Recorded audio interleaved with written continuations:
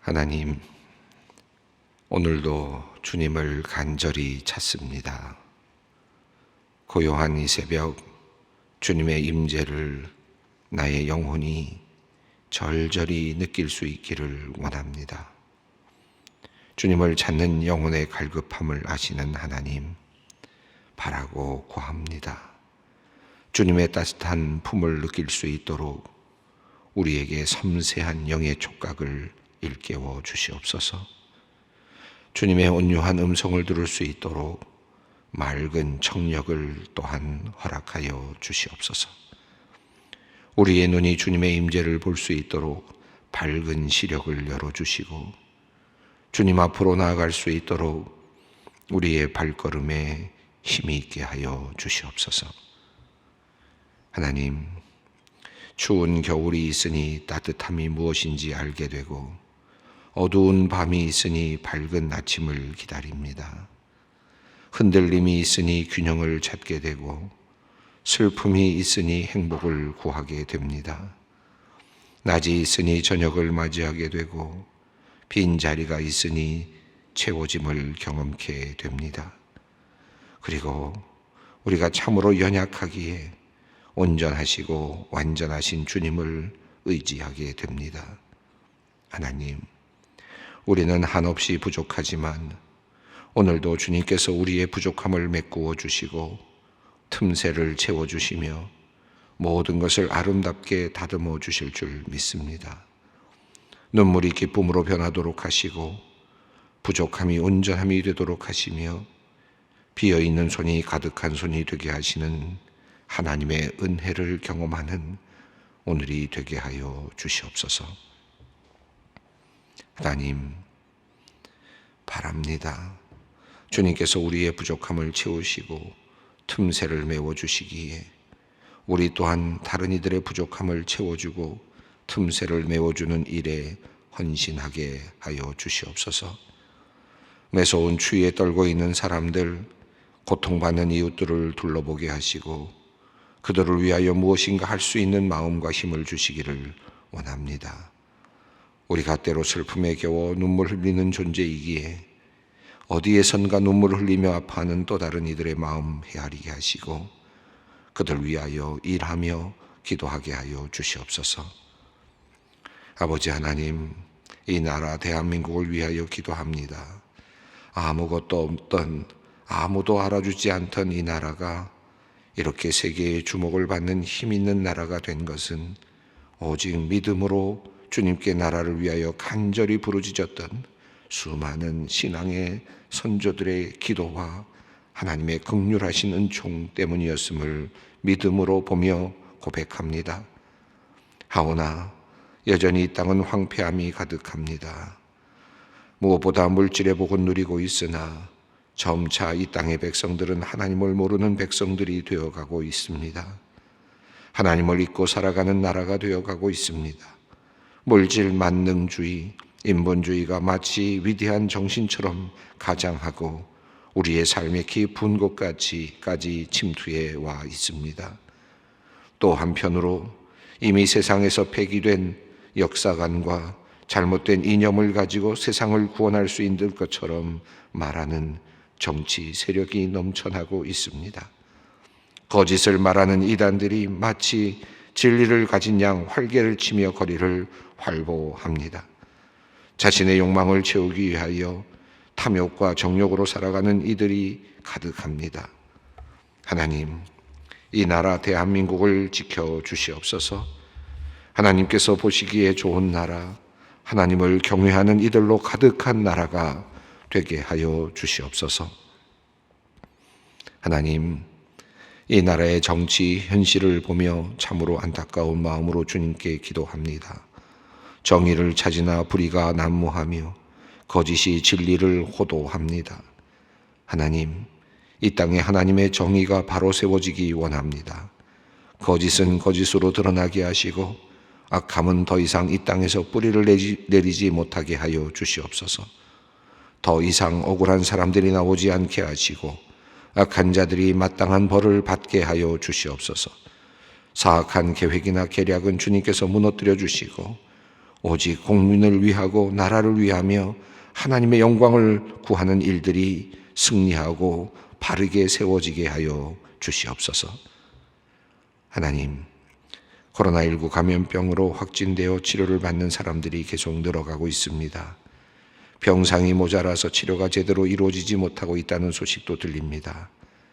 우리 소망교회가 이 어려운 시기에 소망수양관을 이웃을 섬기는 일에 사용하게 하여 주시니 감사합니다.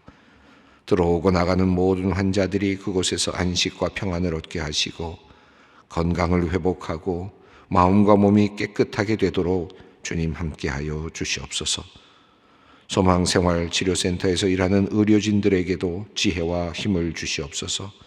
바른 진단과 치료로 많은 생명 살려내게 하시고 모두가 건강하게 지내도록 지켜주시옵소서.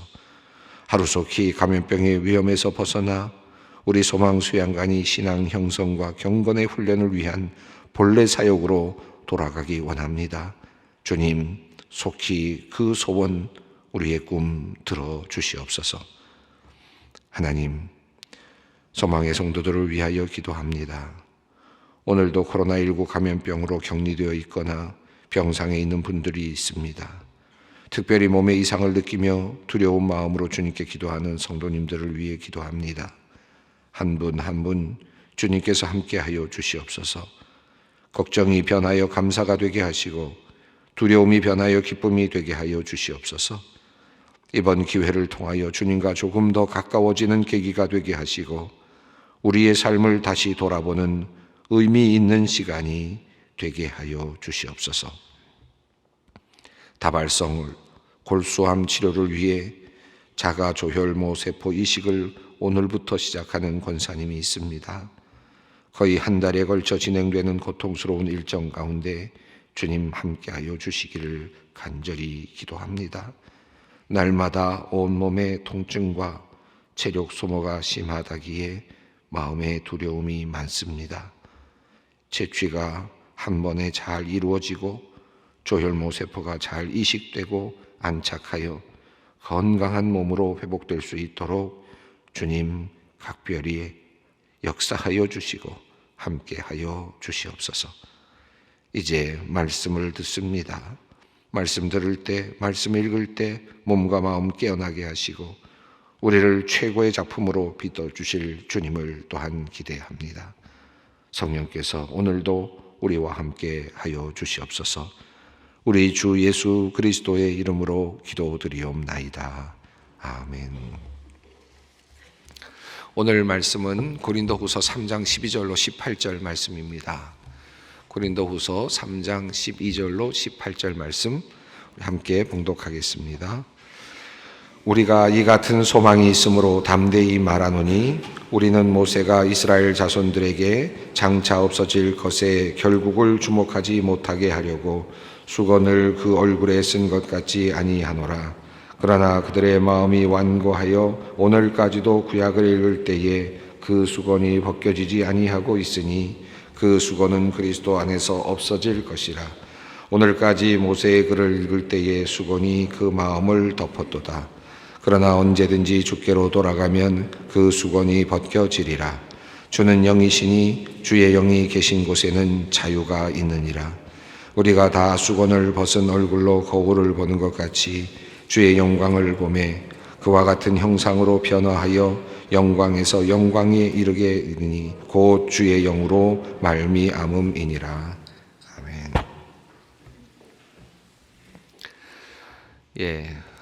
우리가 지금 바울이 자기 자신을 변호하고 있는 내용을 쭉 읽어가고 있는데 지금 3장에 머물러 있습니다. 아직도 7장까지 가려면 상당히 긴 그런 과정을 거쳐 가야 할 것 같습니다. 바울이 만약에 이런 생각을 해봅니다. 바울이 만약에 오늘 우리 한국교회에 왔다면 어떻게 될까? 또 한국교회에 와서 담임 목사 지원을 했으면 어떻게 됐을까? 그런 상상을 해봅니다. 어쩌면 담임 목사직을 구하지 못했을 수도 있겠다. 그런 생각도 해봅니다. 정말 여러 가지 면에서 부족해 보이는 점들이 꽤 많이 있었다고도 볼 수 있겠습니다. 우선 예수 그리스도를 따르는 사람들, 초대교회 교인들을 박해했던 경력이 있었고, 또 지금 오늘 본문의 흐름 속에서 우리가 계속 이어지는 본문의 흐름 속에서도 알 수 있지만 특별한 추천서를 갖고 다닌 것도 아니고, 또 특별히 밀어주는 사람도 없었던 것 같고, 예를 들면 베드로가 또는 뭐 다른 사도들이 열심히 바울을 서포트했다든지, 이런 뭐 바울이 어떤 추천서를 써주었다든지, 바울을 위하여 다른 어떤 사도들이 추천서를 뭐 야고보라든지 또는 뭐 베드로라든지 이런 분들이 추천서를 써줬다든지 뭐 이런 기록이 없죠. 또 그와 같은 지금 바울이 가고 있는 1차, 2차, 3차 여행의 모든 여행에서 어떤 다른 사도들의 어떤 특별한 어떤 뭐랄까요, 지원이라든가 이런 것들이 보이지도 않습니다. 그러니까 어떤 특별한 추천서도 없지요. 그리고 또 바울은 계속해서 이 사도행전을 보아도 그렇고 굉장히 어눌했단 말이죠. 말을 하는 것, 연설 자체는 굉장히 어눌했던 것 같아요. 그래서 드로아 지역에서 말씀의 문이 열렸다라고 되어 있긴 하지만, 드로아 지역에서 설교했을 때 사람들이 다 많이 잠들게 돼서 결국은 유두거가 떨어지는 일도 있었지 않습니까? 그러니까 뭐 이렇게 설교를 잘하는 편도 아니었던 것 같고, 외모도 아마 초라했던 모습 같습니다. 그러니까 아마 이렇게 많은 사람들에게 호감을 주기에는 부족했을 가능성이 많아 보입니다. 지금 이 바울은 지금 그 고린도 교회에서 그 대적했던 사람들에 대한 어떤 상처가 있죠. 그리고 그 상처에 대해서 지금 뭔가 그렇지 않다라고 하는 것을 자기가 지금 변호하고 있는 그런 상황입니다. 고린도 교회에서 바울을 어떤 내용으로 정죄했을까? 이거 바울이 가짜다. 예를 들면 바울은 확실한 분명한 우리의 신앙적인 교회의 리더가 될 수 없다 라고 하는 그런 주장들이 어떻게 해서 제기됐을까? 어떤 쪽에서 나타났을까? 지금 변호하고 있는 이야기의 흐름을 전체적으로 본다면 아마도 유대계 그리스도인들이었을 가능성이 제일 높아 보이죠. 헬라의 철학자들, 그러니까 유랑 철학자들이 어떤 반대했다기보다는 그들이 어떤 그 바울에 대한 어떤 적대적인 어떤 체계를 세웠다기보다는 아마도 유대계에 있는 그리스도인들, 그러니까 율법을 지켜야 된다. 고린도전서에도 이제 잘 나오지만 율법을 지켜야만 된다. 그리고 할례도 받아야 된다. 그리고 나서 그 위에 기독교 신앙이 세워져야 된다라고 말하는 그런 사람들이었을 가능성이 가장 높아 보입니다. 이제 그렇게 이해를 하고 본다면 이야기의 흐름을 전체적으로 볼 때 왜 바울이 율법에 대해서 그토록 이야기하고 있는지, 율법을 넘어서는 또 다른 어떤 영에 대해서 이야기하고 있는지, 또 정죄와 또 의라고 하는 것을 대별하면서 구약적 사고, 구약에 있는 이런 것들을 왜 굳이 계속해서 뭔가 반박하면서 그것으로부터 다른 어떤 차원으로 나아가려고 하는지를 우리가 조금 더 이해할 수 있을 것 같습니다. 그러니까 지금 고린도 교회에 지금 있는 어떤 일부 그리스도인들은, 어떤 지도자들은 또는 하나의 그룹들은 바울의 지도력을 의심했고 바울이 지도자가 될 수 없다라고 하는 그런 주장을 했었을 가능성이 높고, 그랬을 때 가장 중요한 내용은 아마 분명히 율법을 지키고 율법 위에 기독교가 세워져야 된다라고 하는 그런 관점이었을 가능성이 높겠습니다.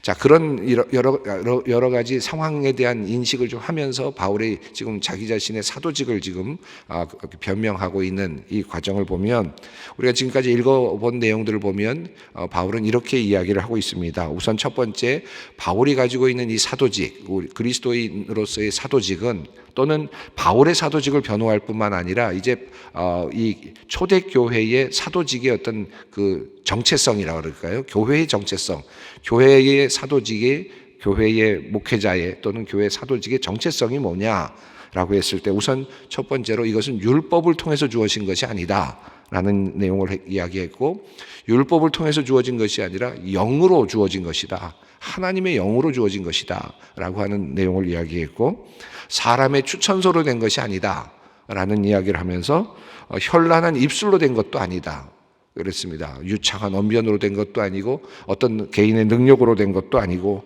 사람의 추천서로 된 것도 아니다 라고 말합니다.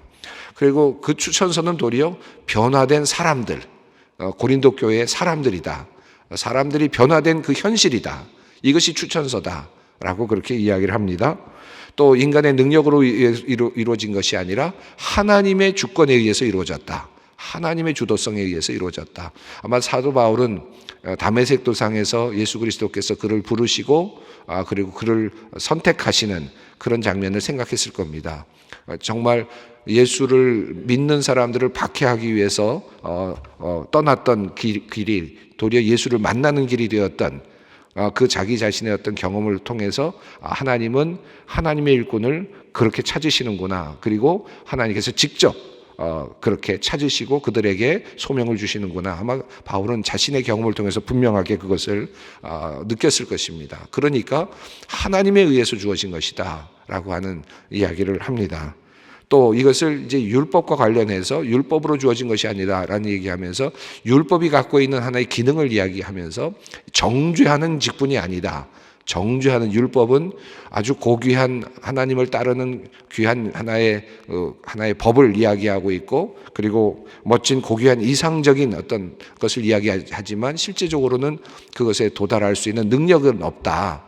그러므로 결국은 율법을 지키는 것은 정죄로 이어질 수밖에 없다라는 것이죠. 그래서 정죄의 직분이 아니라 의의 직분입니다. 예수 그리스도를 통해서 의로움이 선포되는 그런 직분이다. 그런 의미에서의 직분을 이야기했습니다.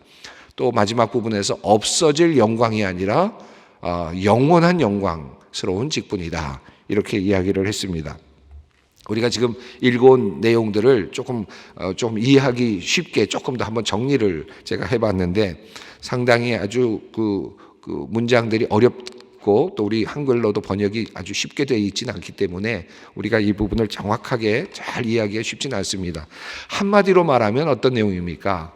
지금 바울이 말하고 있는 사도직은 지금 이야기하고 싶은 것은 뭘까요? 이렇게 없어진 영광이 아니라 영원한 영광이고, 정죄의 직분이 아니라 의의 직분이고, 인간으로 말미암은 것이 아니라 하나님으로 말미암았고, 율법을 통한 것이 아니라 또 영으로 통한 것이고, 이와 같은 이야기를 지금 계속 하고 있는 이것 전체를 묶으면 한마디로 말하면 이 바울이 말하고 있는 사도직, 교회의 사도직은 지금까지 있었던 어떤 것과 다르다라는 것입니다. 한마디로 말하면 차원이 다르다라는 것입니다. 지금 바울이 말하고 싶은 건 이거죠. 지금 내가 가지고 있는 이 사도권은 너희가 생각하고 있는 이런 사도권과 완전히 다른 차원의 것이다. 이 세상의 것이 아니라 라는 말을 하고 싶은 겁니다. 그런 말을 지금 여러 가지 갈래로 지금 이야기를 해오고 있었다라고 할 수 있겠습니다. 자, 이것을 우리가 좀 이해할 필요가 있겠습니까? 완전히 차원이 다른 그런 것이다. 우리 이 세상으로 생각할 수 있는 것이 아니라 이 세상의 구조 또는 구약적 구조, 율법의 구조, 이런 구조를 가지고 생각할 수 있는 그런 차원의 사역이 아니고, 그리고 더 나아가서 그런 것에서부터 유래된 직분도 아니다. 그 이야기를 하고 싶은 겁니다. 그래서 바울은 내가 가지고 있는 이 사도직은 너희들이 생각하고 있는 그런 어떤 율법으로부터 기초가 돼서 올라가는 그런 직분도 아니고, 또 어떤 인간에 의해서 만들어져서 인간의 능력으로 드러나는 그런 직분도 아니다. 그래서 하나님에 의해서 영으로 주어진 것이고, 하나님의 주권에 의해서 시작된 것이고, 완전히 차원이 다른 그런 일이다라고 하는 말씀입니다. 이 이야기를 우리가 좀 생각할 때 이렇게 여러분 이것을 그냥 단순히 바울의 사도직이라고 생각하기보다는, 또는 이것을 조금 더 넓혀서 목회자의 목회 사도직, 목회자의 어떤 기능이라고 생각하기보다는, 여러분이 지금 이제 새해가 되면서 여러분 각자에게 주어진 일들이 있을 겁니다. 이제 권사님은 권사님으로, 또 신임 권사님이 되시는 분도 계시고, 또 장로님 이제 새롭게 임직하셔서 이제 새롭게 일하시는 장로님도 계시고, 또 새롭게 집사님이 되시는 분들도 있습니다. 모두가 다 하나님께서 주시는 작은 또는 나름의 다른 사도직이라고 할 수 있겠죠. 이 직이 어디서부터 왔느냐? 여러분이 그런 관점에서 이 7장까지를 읽어 내려가면 조금 더 나와 연결이 되지 않을까 생각이 듭니다. 바울의 사도직은 지금 이렇게 변명하고 있구나. 바울이 이렇게 큰 이런 분이라는 거구나. 이런 얘기가 아니라 나의 집사직은 어디서부터 온 것이냐. 나의 권사직은 어디서부터 왔냐. 나의 장로의 직은 어디서부터 온 것이냐? 나의 목사의 직은 어디서부터 왔느냐? 라는 관점에서 바울이 말하고 있는 내용을 우리가 읽어 내려가면 이 본문이 우리에게 더 많이 깊이 있게 다가오리라고 생각합니다. 자, 이와 같은 지금 이게 차원이 다르다. 한마디로 말하면 지금까지 읽어온 2장 14절부터 3장 11절까지 내용을 한마디로 말하면 차원이 다르다. 이렇게 이야기하면 좋겠습니다. 영으로 주어지는, 하나님으로부터 주어지는 이 직분은 완전히 세상의 것과는 다른 것이다. 세상의 것과 구별할 수 없는, 절대로 견줄 수 없는 것이다 라는 것이죠. 자, 그런 관점에서 12절을 이제 읽어보겠습니다. 우리가 이 같은 소망이 있으므로 담대히 말하노니. 자, 이런 관점에서 차원이 완전히 다르다라는 이런 관점에서 우리가 이제 이야기를 이렇게 할 수 있다라는 것입니다. 13절입니다. 우리는 모세가 이스라엘 자손들에게 장차 없어질 것에 결국을 주목하지 못하게 하려고 수건을 그 얼굴에 쓴 것 같지 아니하노라. 제가 지난 시간에 모세가 얼굴에 광채가 났던 시내산의 사건, 그러니까 율법을 들고 하나님께서 주신 율법의 그 돌판을 들고 내려올 때 얼굴에 광채가 나서 사람들이 볼 수 없었기 때문에 그 얼굴을 가렸다라고 하는 그 내용이죠. 이것이 구약에서는 이제 얼굴에 그 광채가 너무 환해서 볼 수 없었다라는 관점에서 그렇게 해석이 되었는데, 바울은 그것을 가져다가 어떻게 해석했느냐 하면 율법으로 보았고, 또 율법으로부터 내려오는 하나의 인간적인 전통, 구약적 전통이죠.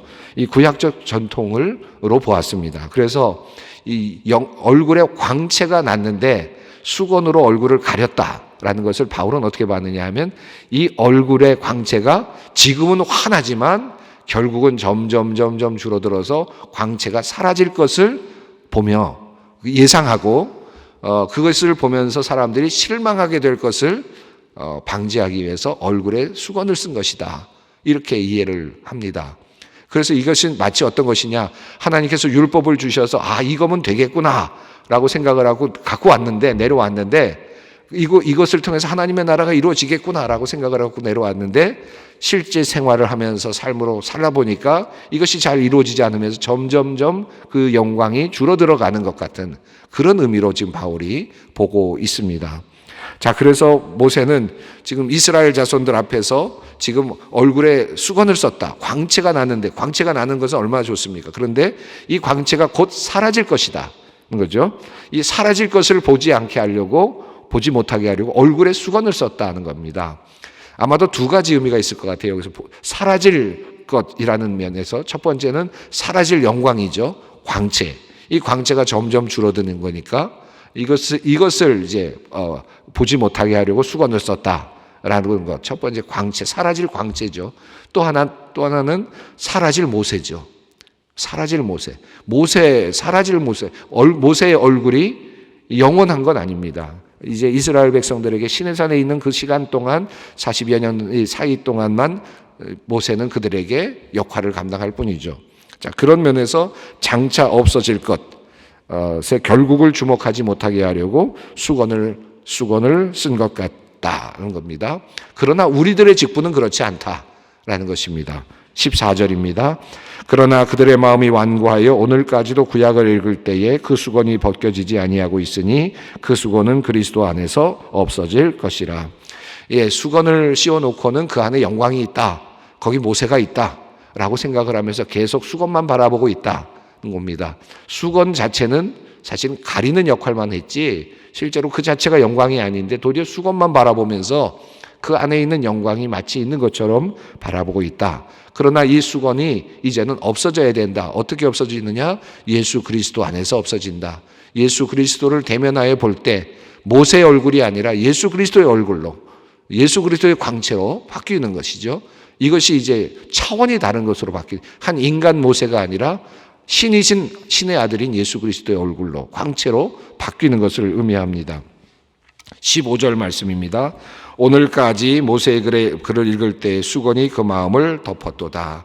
그러니까 이스라엘 백성들은 글을 읽으면서, 율법을 읽으면서 율법에 의해서 이렇게 살아야 된다, 이렇게 해야 된다라는 것, 자기 자신도 지키지 못할 것을 들으면서도 또 읽으면서도 다른 사람들을 향해서 정죄하는, 당신은 이렇게 지키지 않았다, 너는 이렇게 살지 못했다, 너는 죄인이다, 이런 정죄할 수밖에 없는 그런 율법의 글로 읽어 내려갔다는 것입니다. 그래서 앞서서 정죄하는 그런 것이다라고 그렇게 표현했죠. 정죄하는 직분이다. 여기 종교가 어떤 일이냐? 종교인들이 대부분 정죄하는 직분이 될 때가 있죠. 너 못 살았다, 넌 이것 잘못했다, 잘못했다. 목사도 그럴 수 있습니다. 그냥 계속 정죄하는 직분으로만 목회를 할 수도 있죠. 우리의 사역도 그렇습니다. 우리는 옳고, 우리는 바르고, 우리는 바르게 살고 있고, 세상은 틀렸고, 세상은 잘못됐고, 우리만 바르고, 우리는 하늘나라 갈 수 있고, 너희는 못 가고, 정죄하는 이런 방식이죠. 글에 매여 있습니다. 율법에 매여 있습니다. 우리가 가지고 있는 어떤 규칙에 매여 있습니다. 규범에 매여 있습니다. 종교적인 관례에 매여 있습니다. 이와 같은 것들, 구약적 사고, 어떤 것에 매여 있는 사람들. 근데 이 매여 있는 것을 사도 바울은 수건이 덮인 사람들로 이렇게 표현을 하고 있습니다. 16절 읽습니다. 그러나 언제든지 주께로 돌아가면 그 수건이 벗겨지리라. 우리가 보아야 될 것은 무엇이냐? 모세의 가려진 수건도 아니고, 그리고 실제로 수건을 벗겨서 모세의 얼굴을 보는 것도 아니다는 겁니다. 그것은 다 인간적인 것이고 율법적인 것이고 결국은 그건 한계가 있는 것이고 유한한 것이고 영원한 것이 아니다, 이런 것이죠. 모세가 아니라 누구를 보느냐? 영원하신 예수 그리스도의 얼굴을 보는 것이다. 이 영원하신 예수 그리스도 안에서의 자유, 얻어지는 그 진리를 얻을 때, 진리를 받게 될 때 그것이 모든 것을 다 벗겨내는 그와 같은 참된 어떤 진리로 우리를 이끌어가는 것이다. 그런 의미이겠습니다. 17절 말씀 있습니다. 주는 영이시니 주의 영이 계신 곳에는 자유가 있느니라. 멋진 말이고 그냥 멋진 말이 아니라 우리에게 능력을 주는 말씀이고 우리의 삶에 이 말이 적용됐을 때 우리는 해방을 느끼게 되는, 해방을 경험하게 되는 말씀입니다. 저는 오늘 이 17절 말씀이 여러분에게 그냥 말씀이 아니라 능력이 되기를 바랍니다. 정말 그런 마음이 있습니다. 여러분, 지금까지 우리가 종교 생활하면서 종교 생활하면 자칫하면 구약적 종교 생활할 수가 있습니다. 율법적 종교 생활할 수 있습니다. 나는 맞고 그리고 뭐는 틀렸고 어떤 건 잘못됐고 이것은 어떤 것이고 이런 식으로 계속해서 정죄하는 관점에서 나는 그럼 잘 살고 있나요? 나도 누군가가 정죄하고 있는 거죠. 결국은 정죄하고 서로 죽이는 이와 같은 그런 삶. 종교 안에 들어와 있는데도, 기독교라는 이름 안에 있는데도, 교회 안에 있는데도 서로 정죄하는 그런 상태에 있는 종교적 생활. 이것은 참다운 복음적 생활이 아니다라는 것입니다. 우리의 신앙의 가장 핵심에는 그리스도로부터 오는 자유가 있어야 된다. 참된 자유. 어떤 것에서도 매이지 아니하고 어떤 것에서도 평화를 누리고 어떤 상태에서도 그 죽음 앞에서도 평화를 누리는, 죽음이라고 하는 것조차도 나를 어떻게 얽어맬 수 없는, 고난이라고 하는 것도 가난이라는 것도 나를 어떻게 해서든지 얽어맬 수 없는 그런 상태로 변화되는 것, 차원이 다른 상태로 변화되는 것, 참다운 자유로 변화를 경험하는 것, 이것이 바로 진정한 우리의 복음적 삶이라고 할 수 있겠습니다. 17절 말씀, 주는 영이시니 주의 영이 계신 곳에는 자유가 있느니라. 18절 읽습니다. 우리가 다 수건을 벗은 얼굴로 거울을 보는 것 같이 주의 영광을 보매 그와 같은 형상으로 변화하여 영광에서 영광에 이르니 곧 주의 영으로 말미암음이니라. 이 말을 조금 몇 개를 가로를 쳐서 제가 다시 읽어보면, 우리가 그와 같은 형상으로 변화하여 영광에서 영광에 이르게 된다라는 말이고, 18절에서 그렇게 되는데 그것은 어떻게 이루어지느냐? 주님의 영으로 말미암는 것이다. 주님의 영으로 성령께서 우리를 하나님의 형상으로 만들어 가시고 또 우리가 하나님의 형상을, 예수 그리스도의 형상을 볼 수 있게 한다라고 그렇게 이야기합니다. 자, 17절 말씀 오늘 마음에 담고 기도의 자리로 나아갔으면 좋겠습니다. 다시 한번 17절 읽고 우리 기도하겠습니다. 주는 영이시니 주의 영이 계신 곳에는 자유가 있느니라. 아멘. 기도하겠습니다. 하늘에 계신 우리 아버지, 아버지의 이름을 거룩하게 하시며 아버지의 나라가 오게 하시며 아버지의 뜻이 하늘에서와 같이 땅에서도 이루어지게 하소서. 오늘 우리에게 일용할 양식을 주시고 우리가 우리에게 잘못한 사람을 용서하여 준 것 같이 우리 죄를 용서하여 주시고 우리를 시험에 빠지지 않게 하시고 악에서 구하소서. 나라와 권능과 영광이 영원히 아버지의 것입니다. 아멘.